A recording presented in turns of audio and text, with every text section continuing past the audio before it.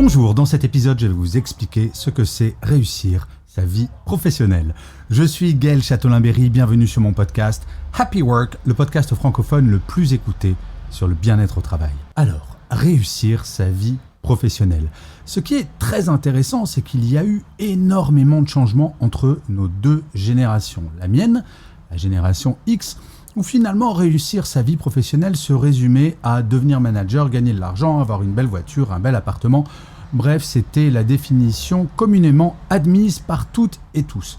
Aujourd'hui, pour la génération de nos enfants et celle d'après, paradoxalement, c'est beaucoup plus complexe. Et non, il ne suffit pas de devenir manager et d'être blindé d'argent pour considérer que l'on a réussi sa vie. Et j'ai envie de vous dire, tant mieux. L'archétype de la définition de la réussite de sa vie, c'est cette célèbre phrase attribuée à Nicolas Sarkozy, mais qui est de Jacques Séguéla, le publicitaire. Si on n'a pas de Rolex à 50 ans, c'est qu'on a raté sa vie. Bon, moi j'ai pas de Rolex, j'ai une Apple Watch et tout va bien de mon côté. Bref, je dois pas être de la génération X. Mais revenons sur ce que c'est réussir sa vie. En fait, la définition est devenue extrêmement complexe puisqu'elle est individuelle. Il n'y a plus de définition générale de la réussite professionnelle. C'est à chacun d'entre nous et à chacune d'entre nous de définir ces critères, de dire voilà ce qui est important. Alors, il y a des bases et pour cela, il faut se référer à la pyramide de Maslow. La base, eh bien oui, malheureusement, c'est toujours l'argent. Réussir sa vie professionnelle, à minima, c'est de ne pas avoir de l'angoisse à partir du 15 du mois pour se dire est-ce que je vais pouvoir payer mon loyer ou me payer la nourriture. C'est assurer les besoins primaires.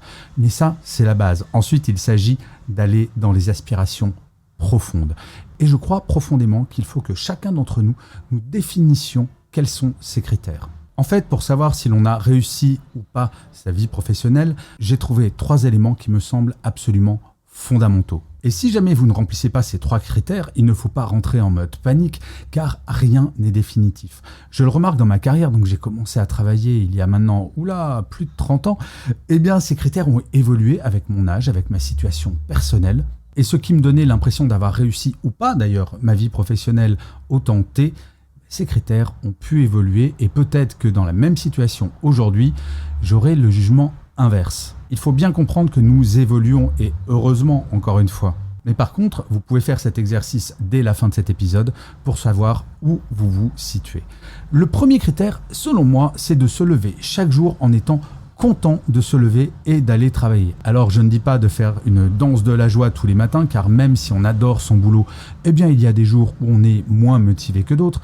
Cela étant dit, j'ai connu dans ma vie professionnelle des périodes où à chaque fois que je me levais, j'étais fatigué, j'avais une boule au ventre me disant que j'allais devoir aller travailler pour payer mes factures.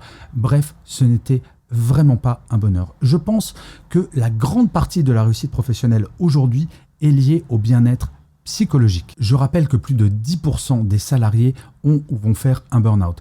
Je ne crois pas que l'on puisse définir sa vie et sa réussite professionnelle comme étant bonne si on frôle le burn-out à peu près tous les 4 matins. Donc le fait de se lever chaque matin en étant en pleine forme et en ayant envie d'aller travailler, je crois que c'est un critère assez fondamental. Le deuxième critère, c'est d'être fier de ce que l'on fait. Là, c'est la notion de sens. Et encore une fois, tout cela est très subjectif. Je me rappellerai toute ma vie de ce qui m'était arrivé. J'étais tout jeune étudiant, c'était avant de rentrer en classe préparatoire. J'ai fait un stage à la SNCF et j'étais bagagiste en 3-8 à la gare de Grenoble. Et j'ai été très surpris quand je suis allé voir un de mes collègues qui était là depuis plus de 20 ans et je lui demandais, mais en toute sincérité, est-ce que c'est pas trop dur ton métier ? Parce que moi, dans mon esprit de gamin de 16 ans, je me disais, mais ça doit être horrible, on peut pas réussir sa vie professionnelle en étant bagagiste en 3-8 pendant plus de 20 ans. Et lui, il y a eu une lumière dans ses yeux en me disant « Écoute Gaël, moi mon métier, je l'adore car grâce à moi, grâce à mon métier de bagagiste, je fais réussir leurs vacances aux gens.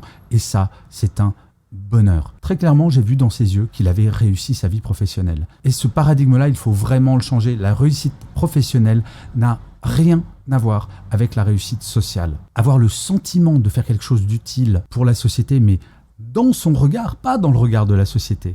Ça, c'est fondamental. Je crois que nous avons toutes et tous besoin de nous sentir utiles, de faire quelque chose qui est important. Pas forcément quelque chose de grand, mais véritablement qui a du sens. Et le troisième élément, alors ça, vous n'allez peut-être pas être d'accord, mais si vous ne l'êtes pas, j'aimerais bien que vous m'envoyiez des messages pour me dire pourquoi vous ne l'êtes pas éventuellement. Je crois que la réussite professionnelle est énormément liée à un bon équilibre vie pro, vie perso. Comme je le disais, je ne pense pas que si on frôle le burn-out toutes les 4 matins, on puisse parler de réussite professionnelle. Peut-être de réussite sociale, mais pas de réussite professionnelle. Je pense que la réussite professionnelle est très liée à l'équilibre, car il permet d'avoir une réussite personnelle. Et de vous à moi, et ça, l'âge aidant, je me suis aperçu de ça, je crois que la réussite personnelle est beaucoup plus importante et peut-être plus difficile à acquérir que la réussite pro. Et donc, pour pouvoir réussir personnellement, sa vie personnelle, et encore une fois, réussir sa vie personnelle, les critères sont très différents selon chaque personne, mais pour la réussir, il faut lui donner du temps. Et pour lui donner du temps, eh bien, il ne faut pas que la vie professionnelle empiète de façon trop importante sur celle-ci. Bref, vous voyez, c'est à chacun d'entre nous et à chacune d'entre nous de réfléchir sur ces critères qui vont faire que, oui, tout va bien, j'ai réussi, ou je vais réussir, ou je suis sur la voie de la réussite. Aujourd'hui, je ne peux pas dire que j'ai réussi professionnellement. En tout cas, je sais que je suis heureux quotidiennement et je sais que je suis sur le bon chemin. En tout cas, je suis sur le chemin de la zénitude professionnelle. Et ça, de vous à moi, ça n'a pas de prix. Je vous remercie 1000 fois d'avoir écouté cet épisode de Happy Work ou de l'avoir regardé si vous êtes sur YouTube. N'hésitez surtout pas à vous abonner, à mettre des commentaires, des pouces levés, des étoiles. Ça va vous prendre 3 secondes et c'est très important pour que Happy Work dure encore très longtemps. Je vous dis rendez-vous à demain et d'ici là, plus que jamais, prenez soin de vous. Salut les amis.